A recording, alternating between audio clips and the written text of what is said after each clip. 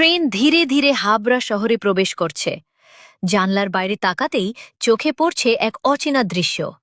যে জায়গাগুলো এতদিন ধরে দোকানপাট, মানুষের ভিড় আর ব্যবসার ব্যস্ততায় মুখর থাকত, আজ সেখানে ছড়িয়ে রয়েছে ভাঙা ইট, টিন, লোহার কাঠামো আর ধ্বংসস্তূপের স্তূপ।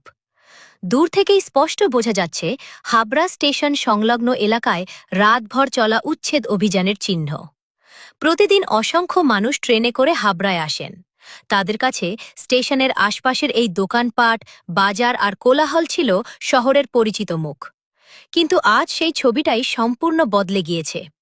ট্রেন শহরের ভেতরে ঢুকতেই যাত্রীদের চোখে প্রথম ধরা পড়ছে ভাঙনের ছবি।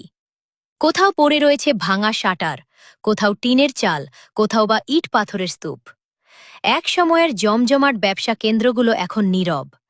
রেলের উচ্ছেদ অভিযানের পর এক রাতেই বদলে গিয়েছে হাবড়ার এই অংশের চেহারা। বহু বছরের পুরনো দোকান, বহু মানুষের রুজি রোজগারের জায়গা আজ শুধুই স্মৃতি।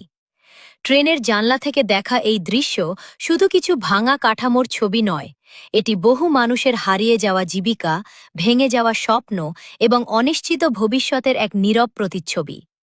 যে শহরকে এতদিন মানুষ চিনত ব্যস্ততা আর ব্যবসার জন্য, সেই শহরের প্রবেশপথেই এই আজ দেখা যাচ্ছে ধ্বংসস্তূপের সারি। ট্রেনে করে হাবড়ায় প্রবেশ করা প্রতিটি যাত্রীর চোখে তাই ধরা পড়ছে এক নতুন বাস্তবতা।